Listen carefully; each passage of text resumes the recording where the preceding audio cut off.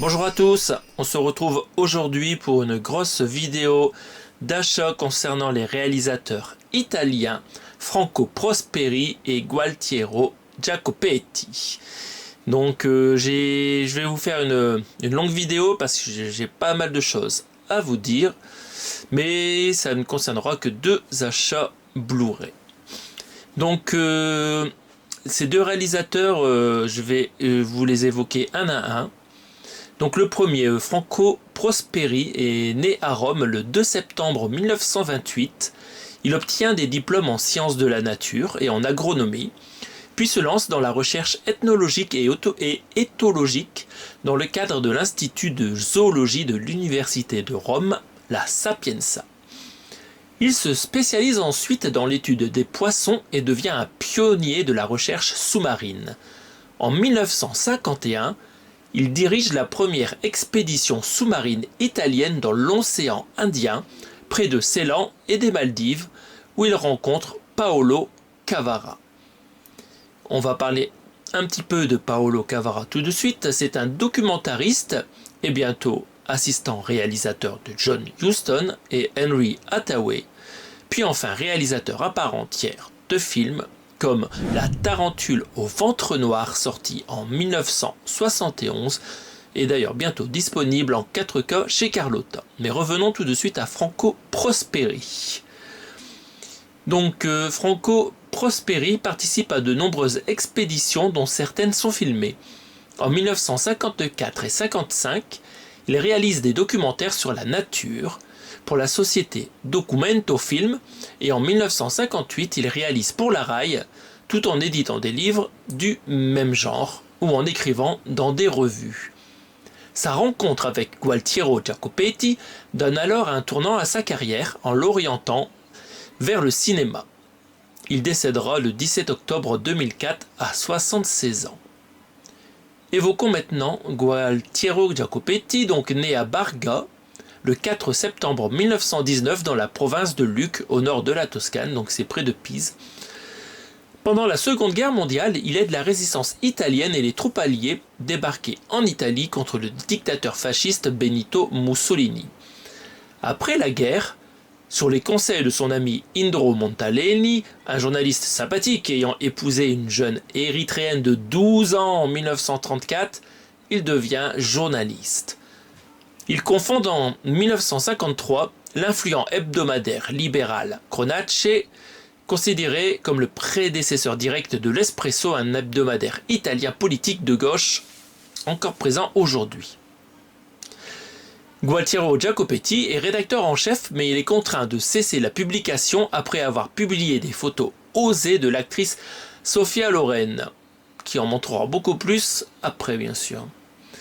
Il écope d'une peine de 1 an de prison pour commerce de matériel pornographique. En 1958, il scénarise un documentaire consacré à la vie artistique nocturne dans les grandes villes d'Europe, réalisé par Alessandro Blasetti. Donc ce film annonce la prochaine vague des films mondiaux, parce que c'est des scènes réelles.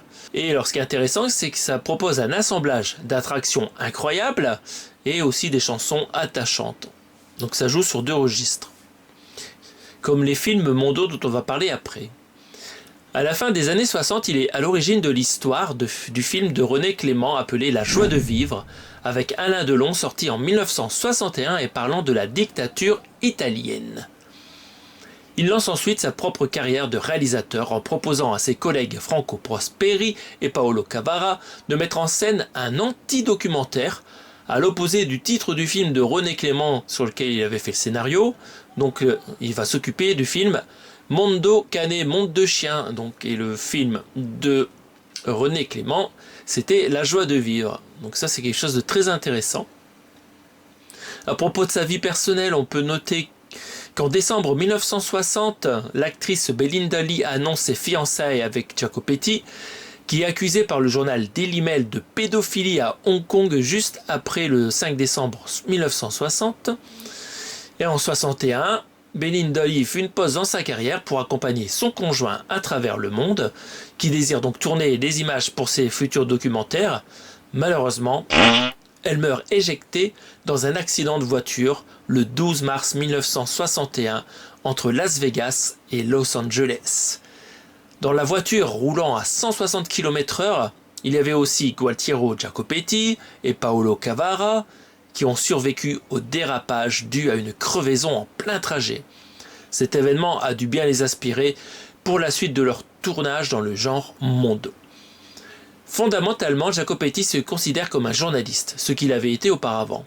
Il dit que son objectif est de réaliser un film qui sera diffusé sur grand écran et dont le sujet sera la réalité. En fait, il veut profiter du genre documentaire pour ne pas être contraint par la censure touchant les films classiques. Après la réalisation de films, il reviendra à la presse écrite avant de mourir à 91 ans à son domicile à Rome le 17 août 2011. Donc on va passer tout de suite à la présentation du premier achat.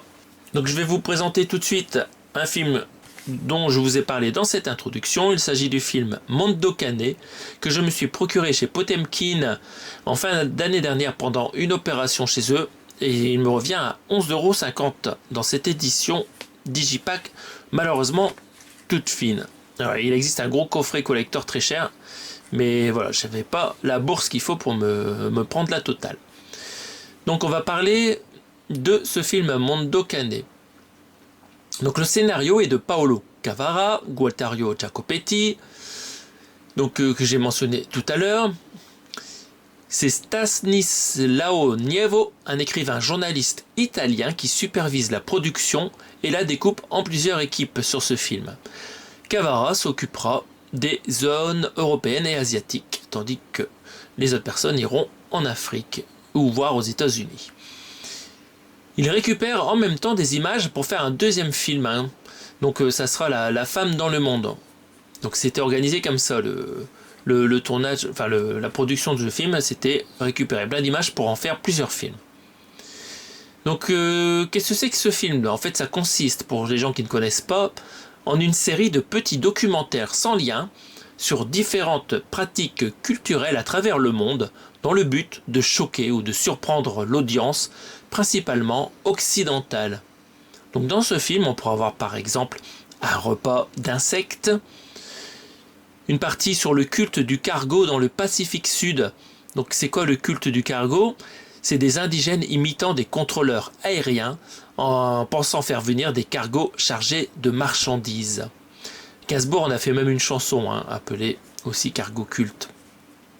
Qu'est-ce qu'on retrouve dans ce film? On a aussi, pour attirer le public, des femmes montrant leur poitrine pour différentes raisons, en Afrique comme en France, au Festival de Cannes par exemple. On a de la maltraitance animale et des processions religieuses sanglantes, voilà, des coutumes sanglantes. Pour la production de ce film, ils font appel en tant que directeur photo à Antonio Climati, né en 1931 à Rome, qui travaillera plusieurs fois encore pour Jacopetti et Prosperi, et fera aussi après ses propres mondos, mais également un film d'aventure appelé L'Enfer Vert, en italien Natura Contro, qui est considéré comme le film ayant mis fin au film de genre cannibale italien. Évoquons maintenant un peu la post-prod de ce film. Le montage est réalisé par Gualtiero Jacopetti lui-même. Il fait commencer le film avec une scène de chien pour bien illustrer le nom du film, Mondo Cane, monde de chien. La musique est composée par deux personnes pour la composition. Donc le premier c'est Nino Oliviero, né en 1918 à Naples, qui a composé auparavant de nombreuses chansons ou musiques de films. Le deuxième, c'est Rhys Ortolani, né en 1926 à Pesaro, en Italie, qui a travaillé auparavant sur le film Massiste dans la vallée des lions de Carlo Ludovico Bragaglia, sorti en 1961. Il réalise les orchestrations de cette musique et dirige aussi la musique du film. Pour le son, on trouve également une chanson dans le film, basée sur le thème principal de la BO, et appelé Ti guarderò nel cuore, composé par Rhys Ortolani, Nino Oliviero, avec des paroles originales de Marcello Cicciolini, né en 1922, qui était aussi réalisateur et scénariste italien. La plupart des personnes que je vous mentionne, ils ont réalisé leur propre film. C'est assez incroyable. Norman Newell, producteur musical et parolier né en 1919 en Grande-Bretagne, y ajouta des paroles anglaises, ce qui donna le titre très connu More. Et en France, c'est le parolier René Rousseau, né en 1905, qui intitula la chanson Les Amants séparés, et là ça a été beaucoup moins chanté chez nous, en version française. En 1964, le thème musical est nommé pour l'Oscar de la meilleure chanson originale et a remporté un Grammy Award. Il a été repris par des artistes tels que Frank Sinatra, Roy Orbison, qui a fait Pretty Woman, donc beaucoup plus connu dans le monde anglo-saxon. La narration sur le film, parce que c'est un documentaire, est de Stefano Sibaldi pour la partie italienne. Donc c'est un doubleur renommé en Italie. Il a fait la voix de De Funès par exemple dans les films en version italienne et aussi de nombreux Disney. Pour la version anglophone, ça sera Anthony La Pena qui réalisera la narration. Parlons distribution. Le film sort en Italie le 30 mars 1962 et Mondo Cane fait partie de la sélection officielle du Festival de Cannes le 12 mai 1962. Le film est situé entre fiction et documentaire par son alternance de scènes réelles, tronquées et même truquées. Le film exploite le voyeurisme des spectateurs occidentaux et peut être considéré comme un ancêtre du snuff movie, voire de la télé-réalité. Ce film donne naissance au nouveau genre cinématographique, le Mondo. La diffusion à Cannes fera un mort indirect. Le peintre Yves Klein, victime d'un malaise cardiaque suite à la découverte d'un remontage ridiculisant une de ses performances de peinture avec de vraies femmes nues, appelée anthropométrie de l'époque bleue, que vous pouvez retrouver sur YouTube. Il n'a pas supporté comment on se moquait de lui dans le film, ça l'a tué. Le film sort aux États-Unis en 1963 via la Times Flame Corporation, et la jaquette du support vidéo lors de sa sortie indique que le film a gagné un Oscar, alors que c'est faux, il ne fut juste que nommé, il n'a rien remporté. On va donc passer à l'unboxing du film dont je viens de vous parler. Hop. On va passer par-dessus. C'est vraiment très très fin, c'est dommage que ça soit présenté dans une édition si simple. Mais bon, on va regarder à l'intérieur, peut-être on aura une bonne surprise sur la qualité de ce petit digipack. Voilà, donc ça se débliste facilement, on peut garder le plastique si on souhaite. Donc on va regarder cette édition. Donc à l'avant, on a quelque chose qui ressemble à une affiche française, un dessin choquant immoral avec un patchwork de différentes photos qu'on doit peut-être voir dans le film. Donc ici on voit des indigènes, ici c'est quelqu'un mort, a priori ça ressemble à un requin. On a des têtes de mort, on a des vaches qui se prennent des coups de bâton sur la tête. Donc très très joli cover avant. À l'arrière. Donc ça nous indique que c'est une version restaurée. Petite accroche des cahiers du cinéma. Comme dirait Godard, Mondo Cane, c'est toute la laideur du monde et Technirama et musique douce. En Technirama et musique douce. Donc le petit résumé du film, avec des choses que je vous ai mentionnées tout à l'heure. Et en bas la liste des suppléments. Le salon des horreurs, une déambulation Mondo par Maxime Lachaud. Cette liberté de chien, entretien avec Gualtiero Jacopetti et Franco Prosperi par Daniel Gouillette. Présentation et analyse de séquences par Sébastien Guéraud, bonus caché. Donc on a quelques photos ici. Donc on a des marins qui regardent une femme passer en tenue de bain. Ici un bouche à bouche sur la plage et en effet on a un requin ou spécimen approchant, c'est peut-être pas un requin, je ne me connais pas très bien. En bas, les spécifications techniques.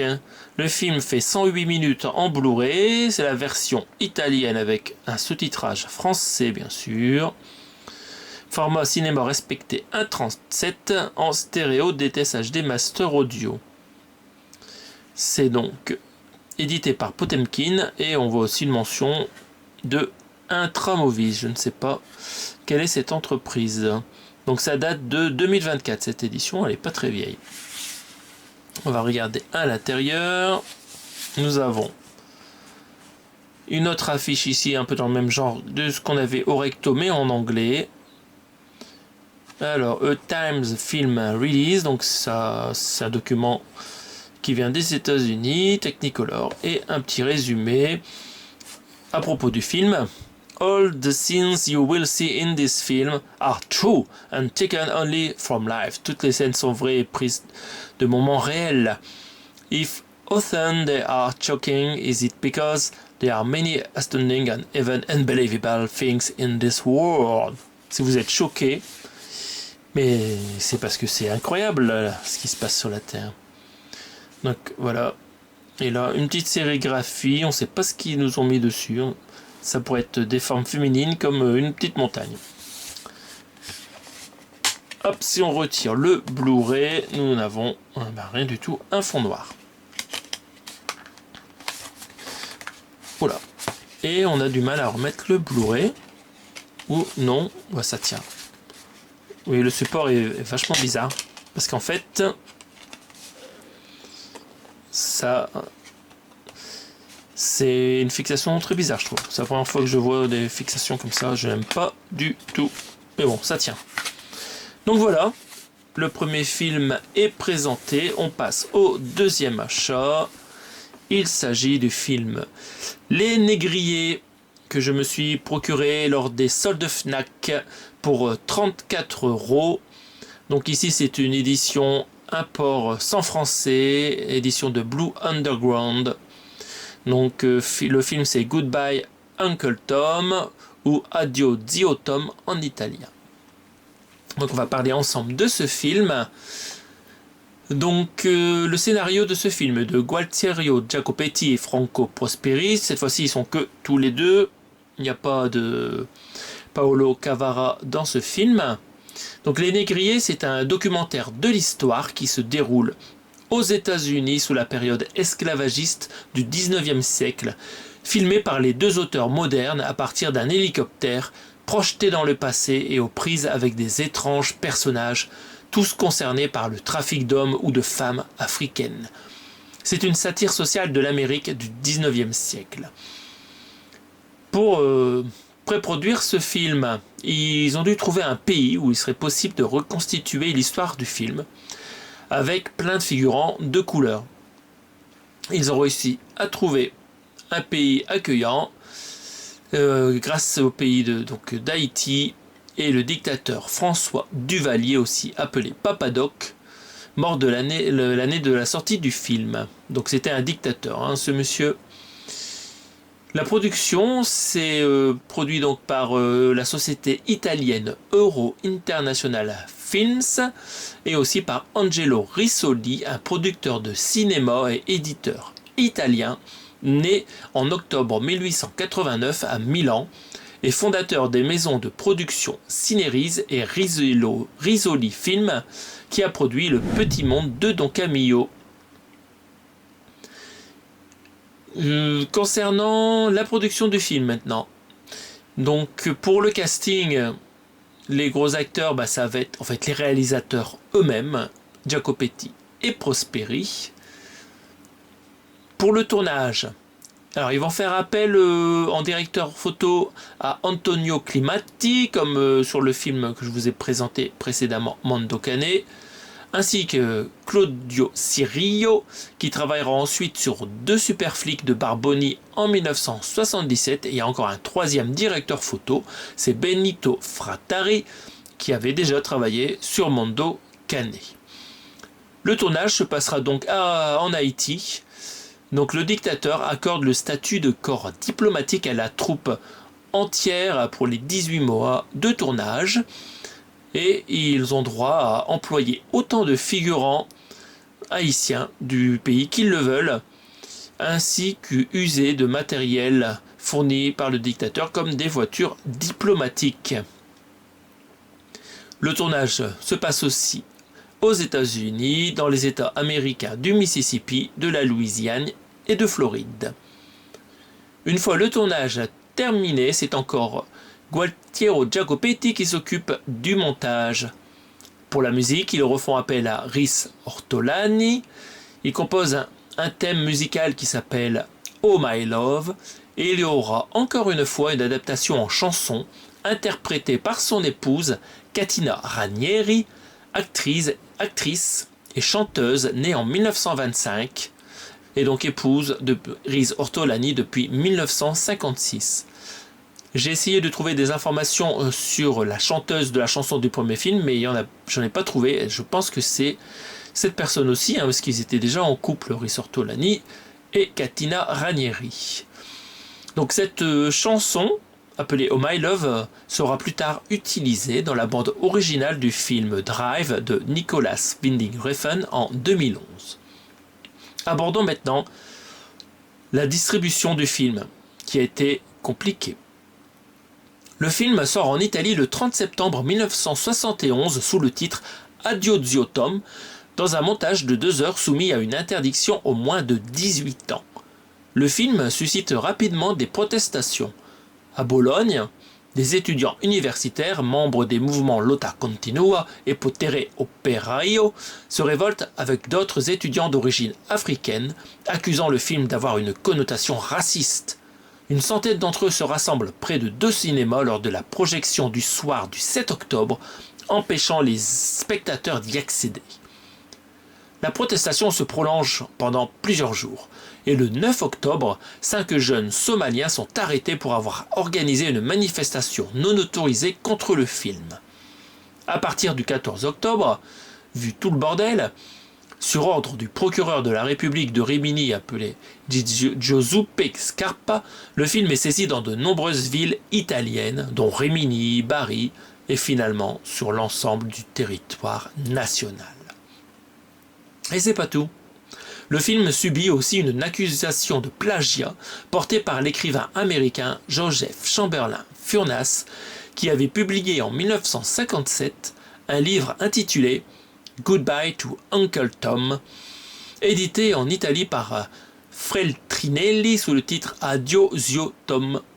Pour cette raison, Euro International Film, la société productrice du film, modifie le titre en Zio Tom et renvoie le film en salle de montage. Des scènes d'actualité de la société américaine sont ajoutées avec différentes séquences d'archives. On y voit le cortège funèbre lors des funérailles de Martin Luther King, des émeutes d'Afro-Américains, des manifestations de Black Panthers aussi, et enfin, par exemple, des vues de la société actuelle à la Nouvelle-Orléans et des carnavals. La voix off de Stefano Sibaldi permet de donner un ton documentaire au film. Et il supprime de nombreuses scènes dans cette version pour une rediffusion en salle, toujours interdit aux moins de 18 ans en mars 1972. Par exemple, seront supprimés la séquence du marchand d'esclaves, le fouetteur professionnel, le vétérinaire des esclaves et la fin représentant Jacopetti et Prosperi posant pour être photographiés à côté des proies abattues lors de la chasse aux esclaves où les victimes se relèvent. La version longue d'Addio Zio Tom établit un parallèle entre les horreurs de l'esclavage et la montée du mouvement Black Power, représenté par des militants des droits civiques américains tels que Elridge Cleaver, Leroy Jones, Stokely Carmichael. Il met en scène des meurtres de blancs, dans le présent basé sur l'histoire du livre Les Confessions de Nat Turner de William Styron, racontant l'histoire d'une révolte d'esclaves en Virginie en 1831. Les distributeurs américains ont estimé que ces scènes étaient trop incendiaires et ont contraint Jacopetti et Prosperi à supprimer plus de 13 minutes de séquences explicitement liées à la politique raciale pour le public américain et anglophone. Une troisième révision a eu lieu en 1994 afin d'abaisser l'interdiction de 18 à 14 ans. Sont supprimées, accrochez-vous bien, la scène où des bouchons de liège sont insérés dans l'anus des esclaves pour bloquer la dysenterie, et la séquence dans laquelle une esclave plonge son fils dans la mangeoire pour lui faire manger la bouillie qui s'y trouve. Des scènes sont raccourcies, La séquence dans laquelle un marin force un esclave à manger en lui enfonçant de force un entonnoir dans la bouche. La scène du viol des esclaves dans la grange presque entièrement supprimée. Et la scène dans laquelle un homme à la couleur de peau noire tue un enfant blanc en lui cognant la tête contre le mur.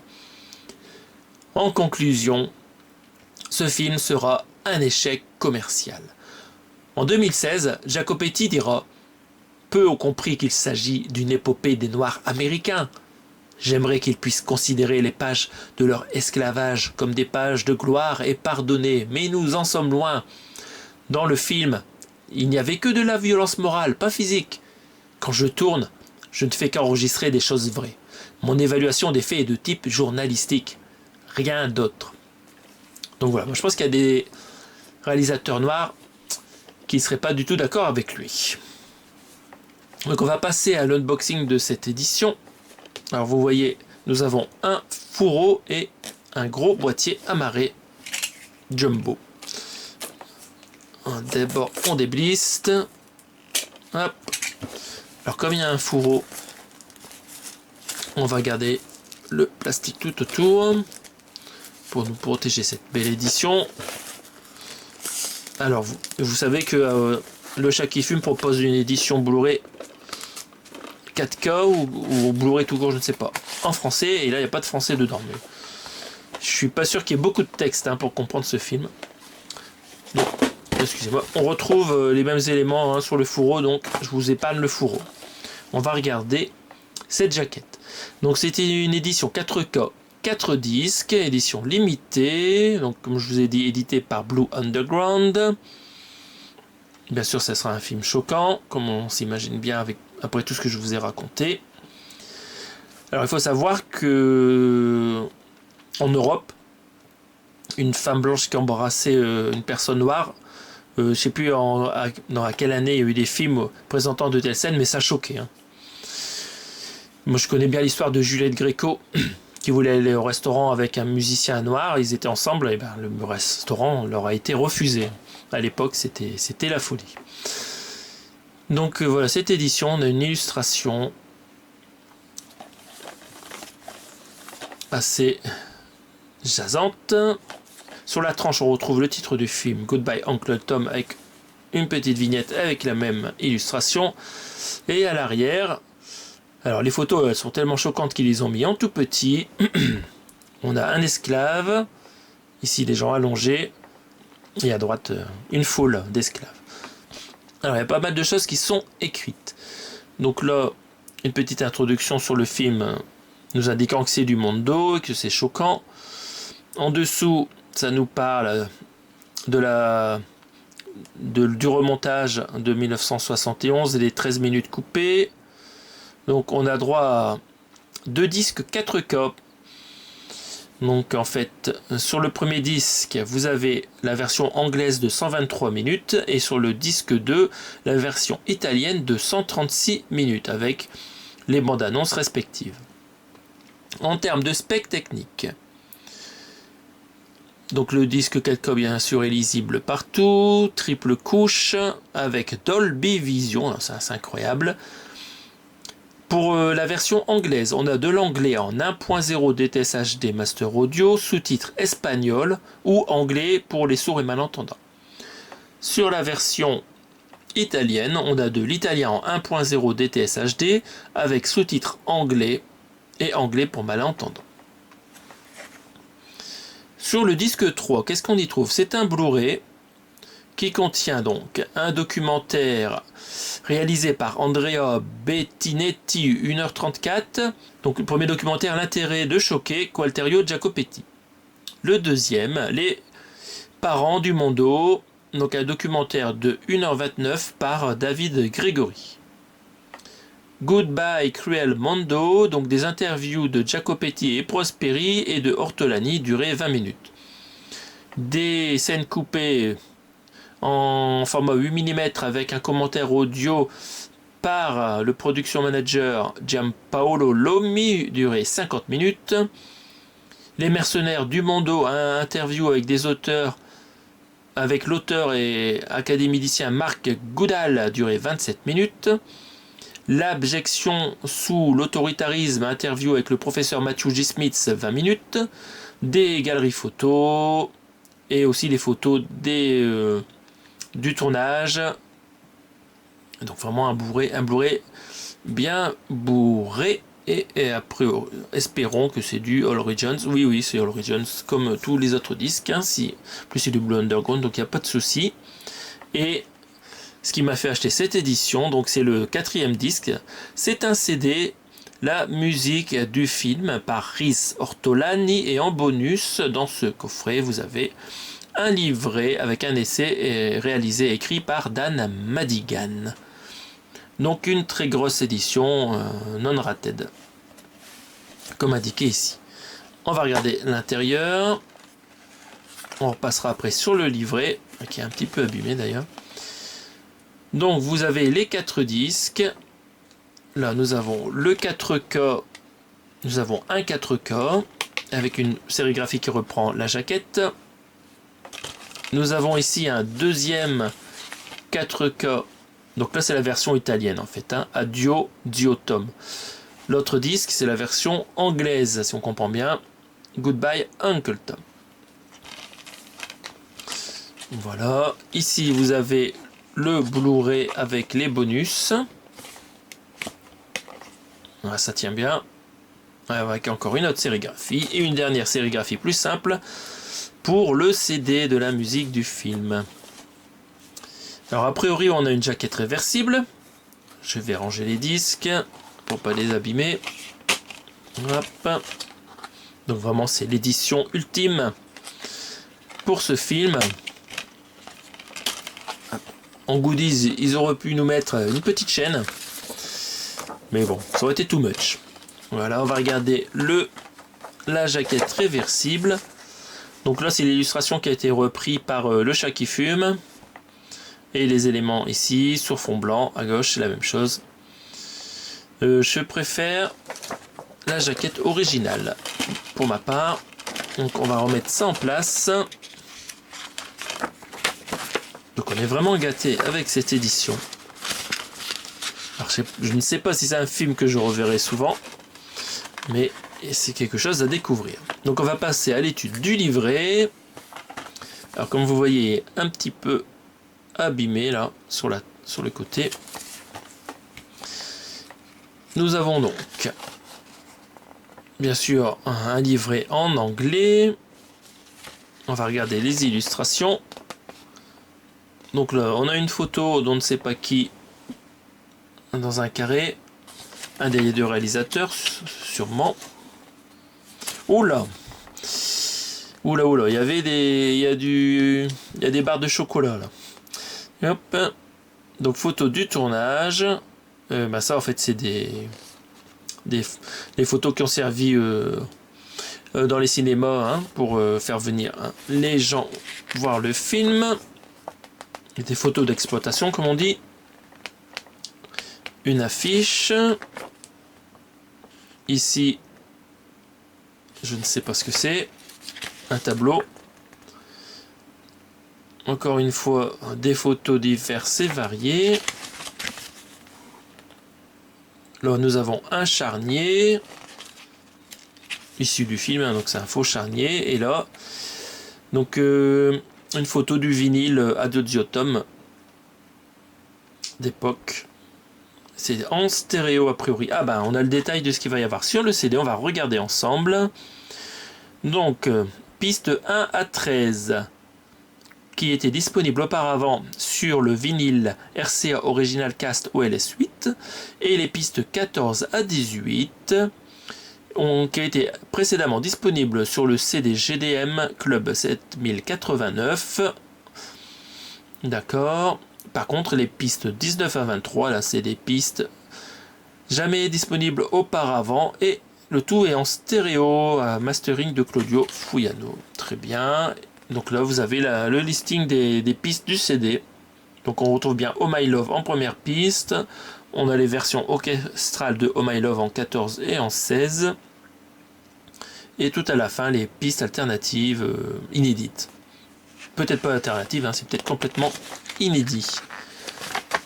Et nous avons le chapitre chapitrage du film en dernière page. Et on retrouve l'affiche ici. Donc voilà, nous avons fait le tour de cette édition. J'espère que YouTube ne censurera pas cette vidéo, hein. Ce n'est qu'un film, comme disait le réalisateur Giacopetti. Donc voilà, à découvrir. Ça a marqué l'histoire du cinéma. Et ça a aussi, voilà, c'était les films mondiaux, hein. C'était le début de plein d'autres films dans le même genre, encore plus trash. Donc voilà, c'est intéressant de connaître un peu ces films-là. Donc comme je vous ai dit, il y a une très grosse édition avec 4 films et un gros livre sur le Mondo. Je ne sais pas si vous l'avez dans votre possession, mais pour l'instant je me contenterai de ces 2 films pour découvrir le Mondo et voir ce que j'en pense. J'espère que cette vidéo n'a pas été trop longue, qu'elle vous a intéressé. N'hésitez pas à mettre en commentaire ce que vous pensez de ce genre de film et si vous en avez déjà vu. Et on se retrouve prochainement pour d'autres présentations d'achat, Blu-ray, DVD, 4K, Steelbook. Salut à tous!